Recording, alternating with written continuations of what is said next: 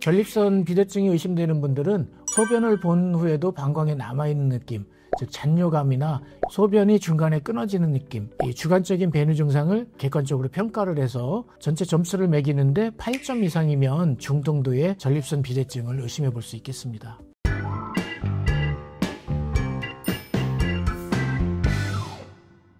안녕하세요. 하이닥 건강전문 아나운서 정희지입니다. 전립선 비대증 주변에서 자주 들어보셨을 것 같은데요. 오늘은 비뇨의학과 전문의 김영진 원장님과 함께 이 전립선 비대증의 치료와 수술에 대해 알아보겠습니다. 네, 선생님 안녕하세요. 안녕하세요. 반갑습니다. 네, 시청자 여러분들께 자기소개 부탁드립니다. 네, 비뇨기과 전문의 김형진이라고 합니다. 반갑습니다. 네, 먼저 전립선 비대증이 구체적으로 어떤 질환인지 알아야 할 것 같습니다. 설명 부탁드립니다. 네, 전립선 비대증, 양성 전립선 비대증은 전립선 조직이 비정상적으로 커져서 방광 출구 폐색을 유발하고 이로 인해서 여러 가지 불편한 배뇨 증상을 일으키는 상태를 말합니다. 전립선은 남성의 방광 아래에 위치하며 밤톨 크기의 작은 장기로 주로 정액을 생산하여 정자의 활동성을 높이는 역할을 합니다. 전립선이 커지면 방광 경부와 또 전립선 요도를 압박하게 되는데 이렇게 되면 소변이 배출하는 데 방해를 받게 됩니다.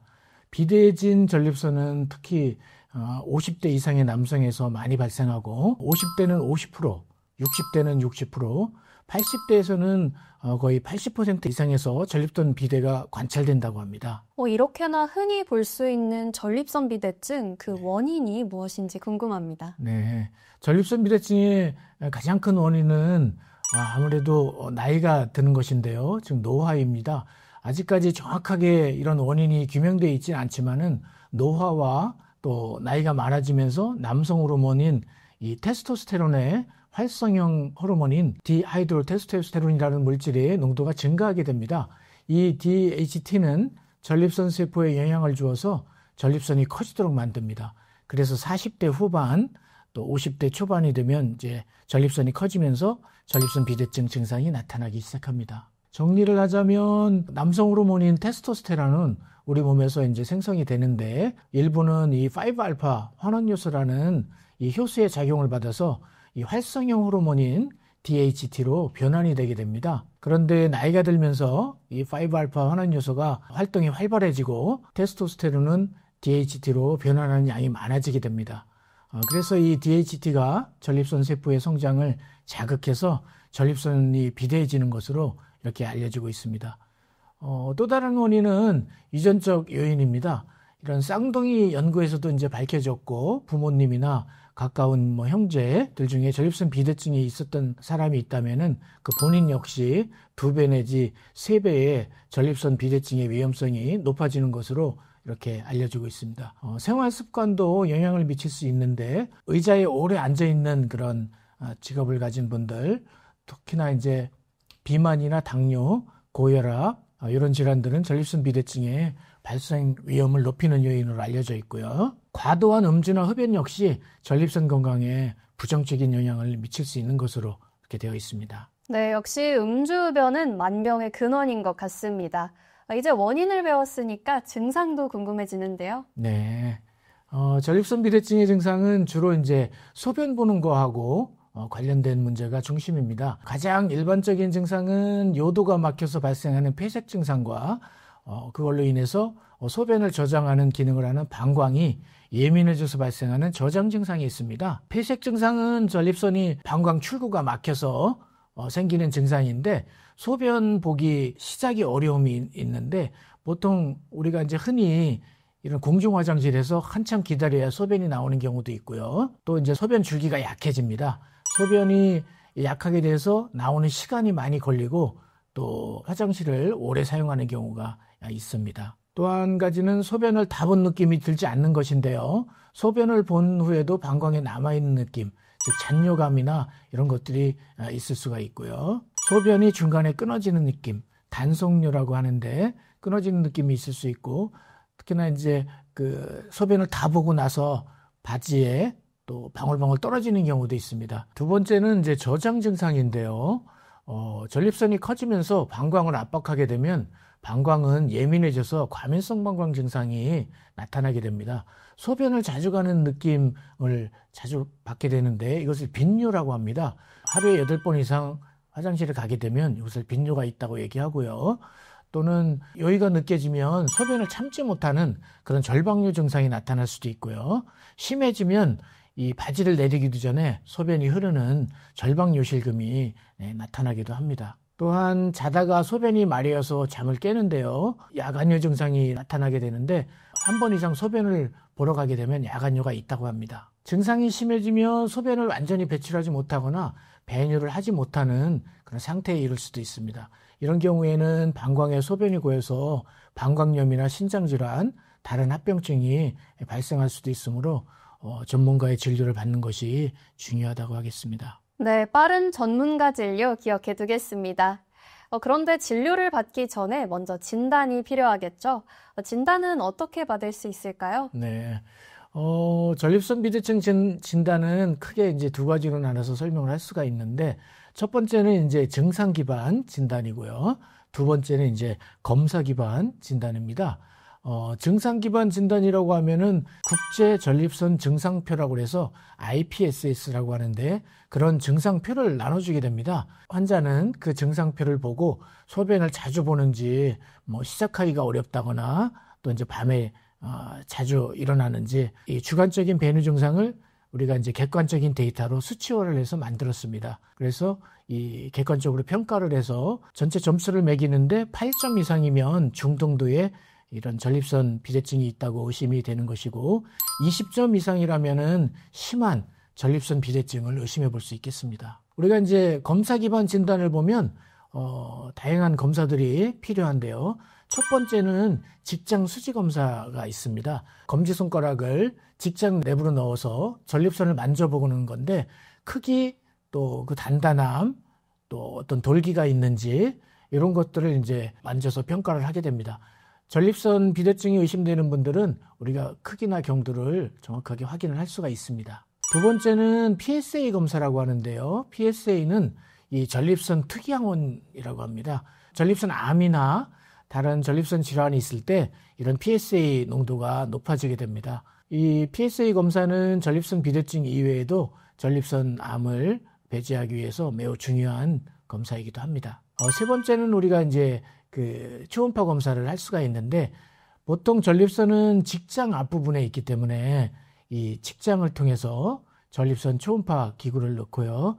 전립선의 크기, 상태, 이런 모양, 안에 석회화가 있는지, 낭종이나 이런 것은 없는지, 암이나 이런 것은 관찰되지 않는지 우리가 검사를 할 수가 있습니다. 네 번째로는 이제 요속 검사를 진행하게 되는데, 깔때기 모양의 소변통에 우리가 소변을 보게 됩니다. 그러면은 배뇨량, 배뇨 시간 등을 측정을 해서 우리가 요 속도를 측정을 하고, 나중에는 이제 초음파를 이용해서 잔뇨량을 측정합니다. 이런 식으로 요속 검사를 하면 전립선의 그 방광 출구 폐색이나 이런 것들을 확인을 할 수가 있습니다. 마지막으로 이제 증상이 심해지거나 합병증이 의심되는 경우에는 방광 내시경 검사를 진행하기도 합니다. 네, 그럼 이제 치료로 넘어가서 전립선 비대증의 약물 치료에는 어떤 종류가 있을까요? 네. 그리고 이 약물들이 어떻게 작용하는지도 궁금합니다. 네, 전립선의 약물 치료는 크게 두 가지로 나눌 수 있는데요. 첫 번째는 알파 차단제고, 두 번째는 5알파 환원요소 억제제라고 합니다. 우선 알파 차단제에 대해서 말씀드리면, 이 알파 차단제는 전립선과 방광 경부에 평활근을 이완시켜서 소변이 잘 배출되도록 돕는 약물입니다. 전립선 비대증으로 인해서 배뇨의 어려움을 빠르게 완화시킬 수 있다는 장점이 있습니다. 보통 치료를 시작한 지 수일 내에 효과를 볼 수 있습니다. 이 약물에 이제 조심해야 할 것은 합병증인데요. 말초혈관에 그 확장작용이 있어서 기립성 저혈압을 유발할 수 있기 때문에 앉았다가 일어날 때는 천천히 일어나시는 게 도움이 될 것 같습니다. 또한 방광 경부 쪽에 평활근이 이완되면서 역행성 사정이 사정을 할 때 정액이 앞으로 나가지 않고 방광 안으로 들어가는 역행성 사정이 발생할 수도 있습니다. 두 번째로는 5알파 환원요소 억제제라고 하는데요. 이 약물은 전립선 호르몬인 이 DHT를 차단해서 이 전립선이 커지는 것을 막아주는 역할을 합니다. 하지만 이제 효과가 나타나기까지 3개월에서 6개월 정도가 걸릴 수 있기 때문에 인내심을 가지고 꾸준히 약을 쓰는 게 중요하다고 하겠습니다. 그 5알파 그 환원요소 억제제의 이제 단점은 합병증이 생길 수 있다는 것인데 남성 호르몬을 차단하기 때문에 이런 성욕 감소나 정액량 감소 등이 발생할 수가 있습니다. 성기능에 장애를 일으킬 수 있기 때문에 좀 주의를 해야 될 것 같습니다. 세 번째로는 항콜린제를 들 수 있는데요. 항콜린제는 저장 증상이 심한 분들, 특히 이제 과민성 방광이 심한 분들한테서 절방 요실금이 있는 분들한테 이 부교감신경을 차단하여 방광을 편안하게 하는 그런 약물입니다. 전체적으로 봤을 때 증상이 경미하다면 약을 알파차단제 한 가지로도 충분할 수가 있는데 이제 전립선이 커지면서 그 증상이 심한 경우, 특히나 과민성 방광이 증상이 있는 경우에는 이 세 가지 약물을 혼합해서 사용할 수가 있습니다. 다만 이런 약물의 효과가 사람마다 다를 수 있고 부작용도 있을 수 있기 때문에 치료는 전문의와 상의해서 진행하는 것이 중요합니다. 네, 약물 치료 방법은 말씀하신 것처럼 다양하게 존재하는데 약물 치료 외에도 치료 방법이 있을까요? 약물 치료에 여러 가지 치료 방법이 있을 수 있습니다. 경미한 증상일 경우 생활 습관만 개선해도 이런 전립선 비대증 증상을 완화시킬 수가 있는데요. 특히나 이런 예를 들어서 카페인이나 알코올 섭취를 줄이면 방광 자극 증상에 도움이 될 수가 있고요. 충분한 수분 섭취와 규칙적인 배뇨 습관, 보통 우리가 3시간에서 4시간 정도의 배뇨 습관을 갖는 것을 추천을 하고요. 증상이 심하거나 약물로 조절이 되지 않는 경우, 합병증이 발생한 경우, 혈류가 지속된다거나 급성 요폐가 자주 발생한다거나 방광에 결석이 생기는 경우, 또 수신증이 심해져서 신장에 영향을 미치는 경우에는 우리가 수술적 치료를 고려를 할 수 있습니다. 가장 전통적인 수술 방법인 경유도 전립선 절제술을 얘기하지 않을 수 없는데요. 영어로는 TURP라고 얘기를 하고요. 이 방법은 내시경을 이용하여 커진 전립선의 이행대를 제거하여 요도를 압박하는 부분을 풀어주는 수술입니다. 우리가 나무를 대패로 깎아내듯이 전립선을 그 요도 안쪽에서 깎아주는 방법인데요.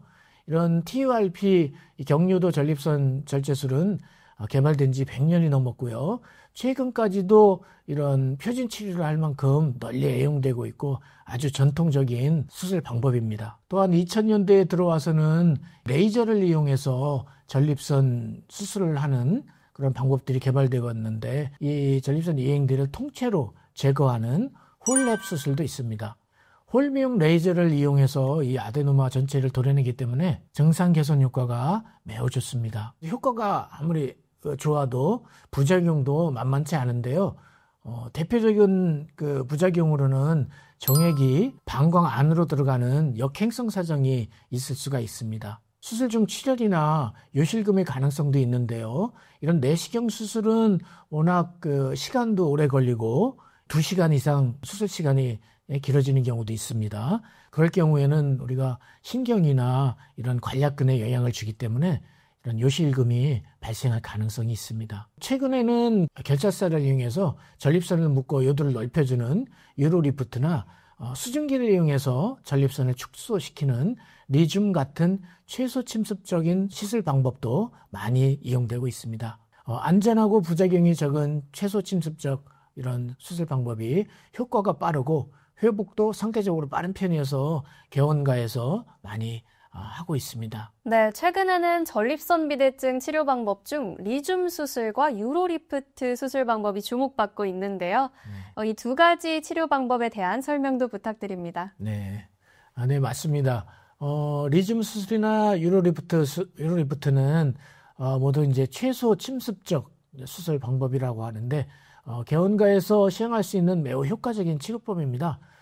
두 가지 방법 모두 환자의 전립선 비대증의 증상을 쉽게 개선할 수 있고 또한 회복이 빠른 그런 치료 방식이기 때문에 최근 많이 선호되고 있습니다. 네, 먼저 리줌 수술에 대해 자세히 듣고 싶습니다. 리줌 수술은 수증기를 이용해서 전립선 경유도 전립선 절제술이라고 하는데 103도의 고온의 수증기를 발생시키고 요드를 통해서 전립선 쪽으로 접근을 하게 됩니다. 그러면은 수증기를 발사할 수 있는 바늘이 나와서 그 바늘로 전립선 조직에 주입을 합니다. 주입된 바늘에서는 고온의 수증기가 나오는데 이 수증기가 한번 주입을 하는데 9초 동안 수증기가 나옵니다.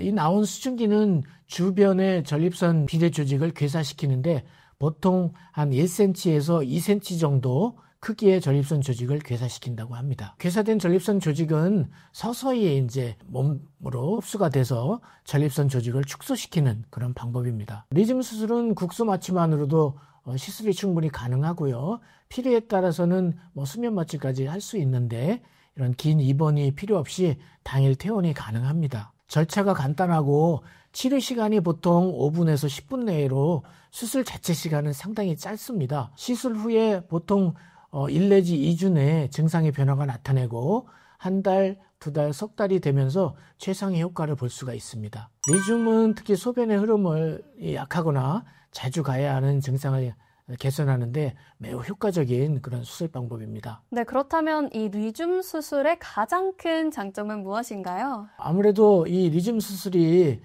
비침습적이고 이런 빠르게 회복할 수 있다는 것이 가장 큰 장점인데요. 수술 방법에 비해서 이 리즘은 성기능에 영향을 많이 주지 않는데 특히 가장 불편하게 생각하는 역행성 사정을 일으키지 않는 것으로 되어 있습니다. 성생활을 중요하게 생각하는 분들에게 매우 효과적인 시술 방법이라고 할 수 있겠습니다. 네, 그럼 또 다른 떠오르는 치료법, 유로리프트 치료 방법도 설명 부탁드립니다. 유로리프트는 결찰사를 이용해서 전립선을 묶어서 넓혀주는 그런 시술 방법인데요.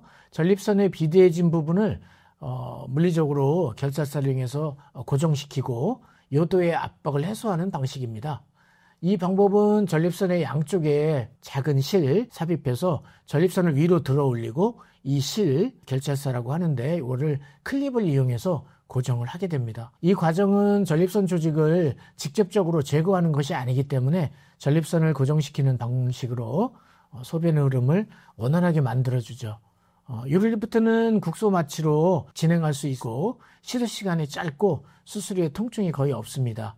또한 회복도 빠르고요. 당일 입원과 당일 퇴원이 가능하기 때문에 이 수술도 일상생활로의 복귀가 빠릅니다. 또한 배뇨 증상이 경미하거나 중등도인 경우 또 전립선이 비대하지만 너무 크지 않는 경우에 특히 효과적이라고 하겠습니다. 그렇다면 이 유로리프트의 가장 큰 장점은 무엇일까요? 네, 유로리프트의 장점도 역시 전립선을 직접적으로 절제하지 않고 결찰하는 방식이기 때문에 전립선의 기능을 보존할 수 있다는 점입니다. 전립선이 비대해지면서 발생하는 이런 배뇨 문제만 해결하고 전립선의 중요한 역할인 이런 사정기능 같은 성기능을 그대로 유지하는 방식입니다. 또한 수술적 절제나 복잡한 절차 없이 간단하게 치료가 가능하기 때문에 환자에게 부담이 적고 회복이 빠르면서 효과가 즉각적으로 나타나는 것이 장점이라고 하겠습니다. 네, 그럼 이 리즘 수술과 유로리프트 치료 후에 환자들은 어떤 부분을 주의하는 게 좋을까요? 두 치료 모두 최소 침습적인 수술 방법이기 때문에 회복이 빠르고 일상생활에 복귀하는 데는 큰 어려움은 없습니다. 하지만 수술 후에 1 내지 2주간 경과 관찰은 필요한데요. 특히나 이 리즘 수술 후에는 우리가 소변줄을 유치를 해야 됩니다. 리즘 수술은 주사를 놔서 전립선을 괴사시키는 방법인데 일시적으로 이 괴사된 조직에 부종이 옵니다. 그래서 처음 며칠간은 자가 소변을 보기가 힘듭니다.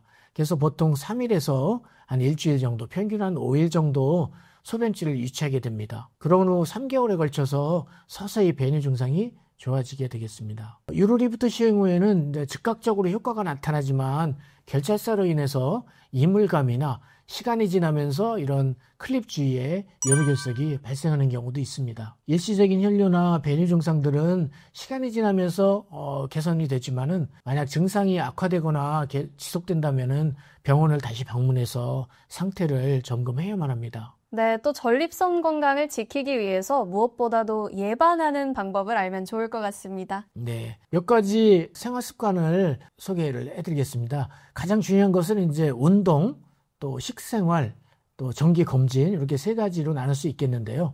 규칙적인 운동, 특히나 유산소 운동이 좋겠습니다. 걷기나 자전거, 달리기, 또 스쿼트 같은 운동이 좋고요. 우리가 이제 적정 체중을 유지를 해야 되는데 육식을 좋아하는 분들은 이런 그 체중을 유지하기가 쉽지 않겠죠. 특히나 붉은 살코기, 삼겹살이나 갈비, 등심 같은 이런 붉은 살코기는 좋지 않다고 하고요.